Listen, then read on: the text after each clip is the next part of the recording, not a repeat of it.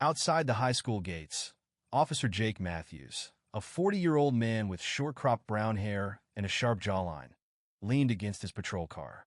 He had managed to carve out a small window in his busy day to pick up his daughter, Ellie, from school. The usual end-of-day chaos had calmed, and the once crowded parking lot was now a quiet scene, with only a few lingering students walking home or talking with friends. Suddenly, Jake noticed a young girl standing off to the side, tugging at something with both hands. She appeared to be struggling, her face contorted in discomfort. Jake's brow furrowed as he recognized the situation. A large glass jar was stuck in the girl's mouth.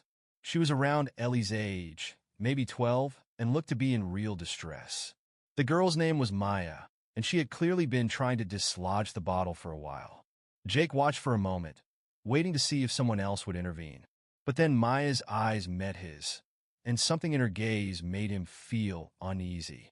Desperation flashed in her eyes, and she staggered towards him, her movements jerky and panicked. Maya, struggling to speak, raised her hands in a plea for help. But Jake's expression remained unchanged, cold. He felt no immediate need to act. Instead, he muttered to himself, "Figures. Kids these days." A brief chuckle escaped his lips. "Guess you had to do something stupid to get into this mess." Maya waved her hands frantically, but Jake stayed put. He looked at her without sympathy. "You deserve it," he muttered under his breath. "What did you think would happen, messing with a glass bottle?" Maya's body shook with anxiety. Her legs buckled, and she collapsed onto the ground. She lay still, her body limp, the glass bottle still lodged in her mouth, her lips now swollen and bruised. The scene, once filled with movement and panic, turned eerily silent. Jake sighed, annoyed by the inconvenience. "Unbelievable," he grumbled. As a police officer, he knew what he was supposed to do, even if he didn't feel like it. With a reluctant groan, he called for an ambulance. The paramedics arrived swiftly, but they were faced with a dilemma. The girl was unconscious and needed someone to accompany her to the hospital. There were no family members around. The moment the paramedics looked to Jake, he reluctantly agreed to help. "Fine, I'll go. It'll be quick," he muttered, reasoning he could finish the task and still get back in time to pick up his own daughter. What Jake didn't know, though, was how much that moment would change everything for him. At the hospital, Maya's parents arrived in a rush, their faces full of anxiety. They were a young couple, both around 30 years old, visibly distressed as they spoke to the doctor. He explained that Maya's brain had suffered considerable damage from the prolonged lack of oxygen. Without immediate intervention, the risk of her being in a vegetative state was high. The parents were crushed by the news, reeling from the horror. As they processed the information, they noticed Jake standing off to the side, looking disinterested, almost as if he had no involvement in what had just occurred. Maya's mother, an already frazzled woman, couldn't hold back her anger. She stepped toward him, blocking his path as he tried to leave. "You were there. Why didn't you help her?" she demanded, her voice sharp with grief. "You're a cop. What were you doing while my daughter fought for her life?" Jake scowled, his annoyance turning to irritation. "What was I supposed to do? People get themselves into messes all the time. Your kid was the one who stuck the bottle in her mouth. She's 12. Maya's mother shouted. "How can you speak about her like that? Why didn't you help her when she needed it?" Jake scoffed, his patience running thin. "I got her here, didn't I? That's more than most would have done." Maya's father, who had been quiet up until now, stepped forward. His voice rose in frustration. "You're a public servant. We pay taxes to fund your salary. And this is how you treat someone in need?" Jake turned away, ready to leave, but Maya's father clenched his fists. "You'll be hearing from our lawyer. This is negligence on your part." Jake sneered, not looking back. "Good luck with that. People like you can't do anything about it." As he walked away, Maya's mother screamed after him, her voice breaking with pain. "You'll regret this." But Jake pushed the incident to the back of his mind. It was an inconvenience, nothing more. He returned to his routine, working his shifts, picking up his daughter Ellie from school, and enjoying the few peaceful moments they shared. Ellie, with her soft brown hair and quiet nature, was his everything. One afternoon, as usual, Jake spotted Ellie from a distance. But something was wrong.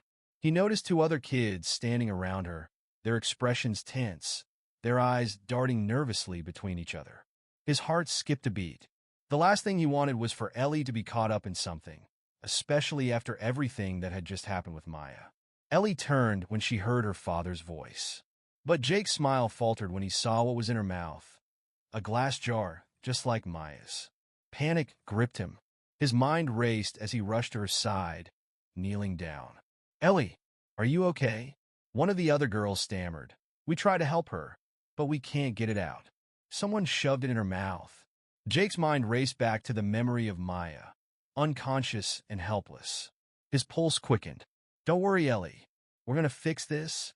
With urgency, Jake rushed Ellie to the hospital. The doctors moved quickly, and while Ellie was shaken and had bruised lips, her life wasn't at risk. But the real problem was much deeper. Ellie had autism, a condition made worse by a traumatic accident when she was younger.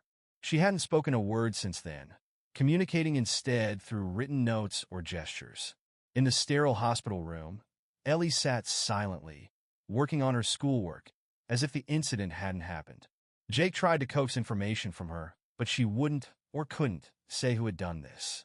Then a troubling thought surfaced in Jake's mind. The last words Maya's mother had said echoed in his mind. "You'll regret this." Could this be payback? Had Maya's family orchestrated this? The more Jake thought about it, the more certain he became. His chest tightened with anger, and without thinking, he grabbed his gun and rushed out of the hospital. He had an address from the hospital records. He was going to confront them. Jake arrived at Maya's house, his heart racing with rage. He didn't knock.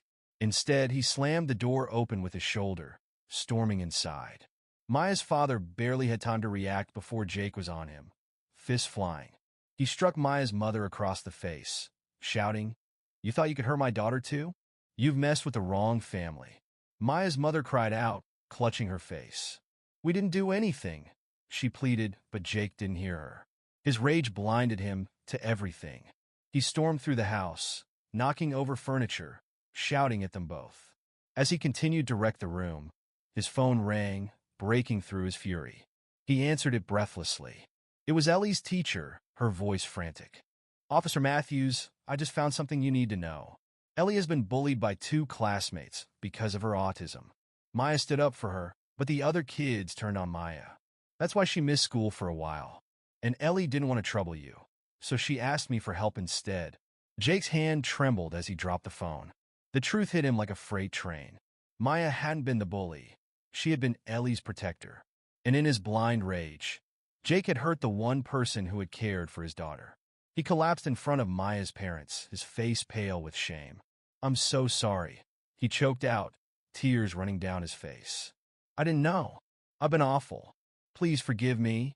Maya's parents stood there, their anger still simmering, but they softened when they saw Jake's remorse. They were parents too, and they understood the pain of a father who only wanted to protect his child.